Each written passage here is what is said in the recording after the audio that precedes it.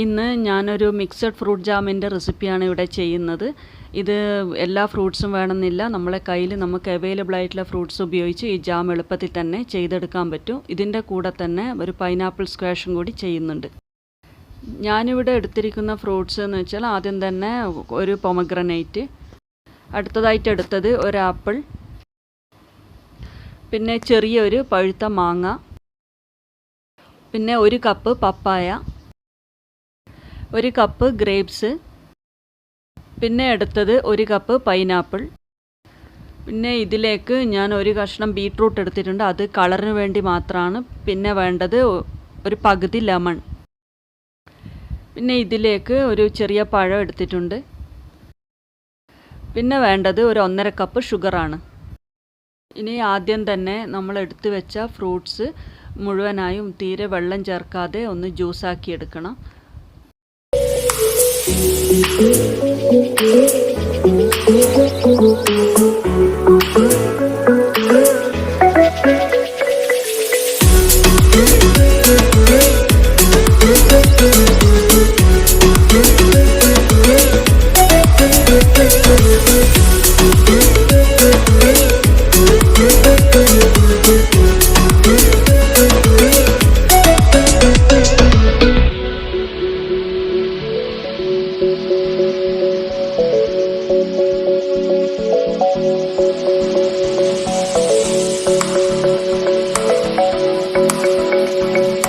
ഇതെല്ലാം നന്നായി ഒന്ന് ജ്യൂസാക്കി എടുത്തതിന് ശേഷം ഒരു അരിപ്പയിൽ കൂടി ഇത് നന്നായിട്ടൊന്ന് അരിച്ചെടുത്ത് വെക്കുക.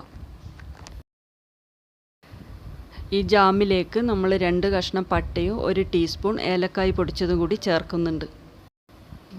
ഇതിലേക്ക് ഞാൻ പ്രിസർവേറ്റീവ്സ് ഒന്നും തന്നെ ചേർക്കുന്നില്ല, അതുപോലെ ആർട്ടിഫിഷ്യൽ കളേഴ്സോ ഒന്നും തന്നെ ഇതിൽ ചേർക്കുന്നില്ല. കളറിന് വേണ്ടി ബീട്രൂട്ട് മാത്രമേ ചേർക്കുന്നുള്ളൂ. ഇനി ഈ ജാം എങ്ങനെയാണ് ഉണ്ടാക്കുന്നത് നോക്കാം. ആദ്യം തന്നെ ഇതൊരു നോൺ സ്റ്റിക്ക് പാത്രത്തിലേക്ക് ഈ ജ്യൂസ് ഒഴിച്ച് അതിലേക്ക് നമ്മൾ എടുത്തു വെച്ച ഷുഗർ ഇട്ട് അത് നന്നായി ഒന്ന് ഇളക്കി കൊടുക്കുക. ലോ ഫ്ലെയിമിൽ വേണം ഇത് ഫ്ലെയിമിൽ വെക്കാൻ. അതിനുശേഷം ഇതിലേക്ക് നമ്മൾ എടുത്തു വെച്ച 2 കഷ്ണം പട്ടയും ഏലക്കായ് പൊടിയും കൂടി ചേർത്ത് അതും നന്നായി ഒന്ന് മിക്സ് ചെയ്തെടുക്കുക.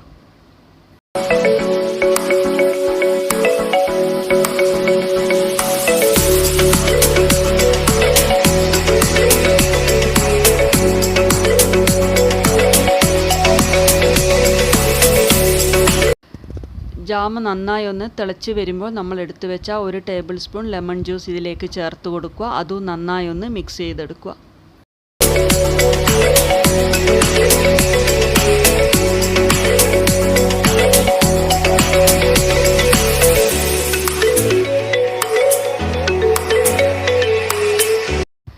ഇതിലേക്ക് സ്ട്രോബെറി ചേർത്താൽ ജാമിന് നല്ല കളറ് കിട്ടും. എനിക്ക് സ്ട്രോബെറി കിട്ടാത്തതുകൊണ്ടാണ് ഇതിൽ ചേർക്കാതിരുന്നത്. അതിന് പകരമായാണ് ബീട്രൂട്ട് ചേർത്തത്. അതും നല്ലൊരു കളറ് ജാമിന് കൊടുക്കും. നമ്മളിതിൽ പ്രിസർവേറ്റീവ്സ് ഒന്നും തന്നെ ചേർക്കാത്തത് കാരണം ഇത് പുറത്ത് വെക്കാൻ പാടില്ല, ഫ്രിഡ്ജിൽ തന്നെ സൂക്ഷിക്കണം. പിന്നെ നനവില്ലാത്ത സ്പൂൺ കൊണ്ട് ഉപയോഗിച്ച് ഇത് കുറേ നാൾ കേടുകൂടാതെ ഇരിക്കും.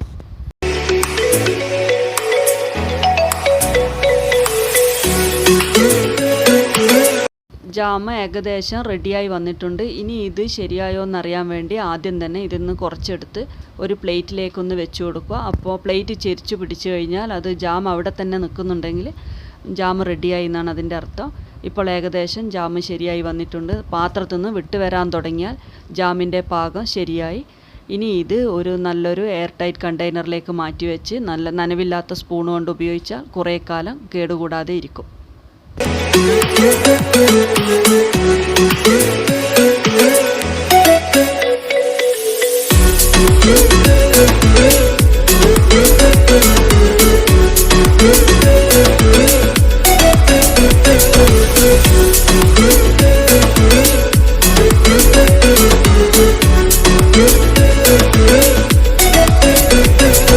അടുത്തതായി ചെയ്യാൻ പോകുന്നത് പൈനാപ്പിൾ സ്ക്വാഷിൻ്റെ റെസിപ്പിയാണ്. ഇവിടെ ഞാൻ ചെറിയൊരു പൈനാപ്പിൾ മാത്രമേ ഉപയോഗിച്ചിട്ടുള്ളൂ. അതുകൊണ്ട് തന്നെ ചെറിയൊരു ക്വാണ്ടിറ്റി സ്ക്വാഷ് മാത്രമേ നമുക്ക് കിട്ടുകയുള്ളൂ.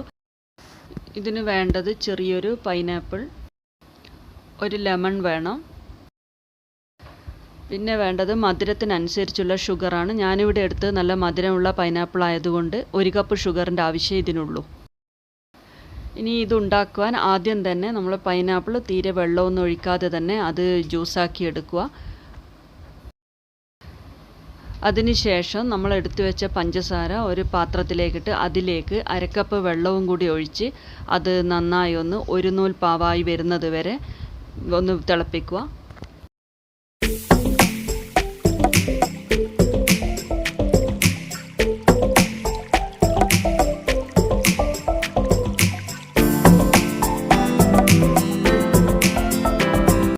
ഇപ്പോൾ ഷുഗറിൻ്റെ കൺസിസ്റ്റൻസി 1 സ്ട്രിങ് ആയിട്ടുണ്ട്. ഇതിലേക്കാണ് നമ്മൾ ഇനി നേരത്തെ എടുത്തു വെച്ച പൈനാപ്പിൾ ജ്യൂസ് ഒഴിച്ചു കൊടുക്കേണ്ടത്. അതിനുശേഷം അത് നന്നായി ഒന്ന് ഇളക്കി കൊടുത്ത് പിന്നെ അത് തിളച്ച് വരുമ്പോൾ അതിന് മുകളിൽ വരുന്ന പത പോലെ വരുന്നത് സ്പൂണ് കൊണ്ട് നമുക്ക് മാറ്റിക്കളയണം. ലോ ഫ്ലെയിമിൽ വെച്ച് വേണം നമുക്ക് ഈ സ്ക്വാഷ് ഒന്ന് തിളപ്പിച്ചെടുക്കാൻ. പിന്നെ ഇതിലും പ്രിസർവേറ്റീവ്സ് ഒന്നും ചേർക്കാത്തത് കൊണ്ട് പുറത്ത് വെക്കാൻ പാടില്ല, ഫ്രിഡ്ജിൽ തന്നെ സൂക്ഷിക്കണം. ഇതിൽ 1 ടേബിൾ സ്പൂൺ ലെമൺ ജ്യൂസ് ചേർക്കണം. ഞാനതിൻ്റെ വീഡിയോ എടുക്കാൻ മറന്നുപോയത് കൊണ്ടാണ്. ഇത് ചേർത്തിട്ടില്ലെങ്കിൽ നമ്മൾ ചേർത്ത ഷുഗർ മുഴുവൻ പിന്നെയും ക്രിസ്റ്റലൈസ് ആയി പോകും. അതുകൊണ്ടാണ് 1 ടേബിൾ സ്പൂൺ ലെമൺ ജ്യൂസ് നിങ്ങളെല്ലാവരും ഇതിലേക്ക് ചേർക്കുക. സ്ക്വാഷ് റെഡിയായോ എന്നറിയാൻ വേണ്ടി ചെയ്യേണ്ടത് ഇത് നന്നായി തിളച്ച് വന്നതിന് ശേഷം അതിൻ്റെ തിള മുഴുവൻ അടങ്ങി ഇത് നന്നായി കട്ടിയായി വരുന്നതാണ് ഈ സ്ക്വാഷിൻ്റെ പാകം. ഇപ്പോൾ സ്ക്വാഷ് റെഡിയായിട്ടുണ്ട്. ഇനി ഇത് തണുത്തതിന് ശേഷം ഒരു ഗ്ലാസ് ബോട്ടിലാക്കി അടച്ച് സൂക്ഷിച്ചാൽ കുറേ നാൾ കേടുകൂടാതെ ഇരിക്കും.